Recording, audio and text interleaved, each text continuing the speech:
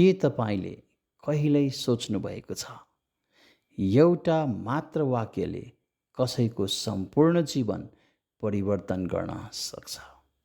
एउटा उत्साहजनक शब्दले आत्महत्या गर्ने निर्णय गरेको व्यक्तिलाई फेरि बाँच्ने आशा दिन सक्छ। एउटा कठोर शब्दले वर्षौँदेखिको मित्रता समाप्त गर्न सक्छ। एउटा भाषणले राष्ट्रलाई एकताबद्ध बनाउन सक्छ। एउटा पुस्तकले लाखौँ मानिसको सोच परिवर्तन गर्न सक्छ र परमेश्वरको वचनको एउटा पदले मानिसलाई अनन्त जीवनको बाटो देखाउन सक्छ।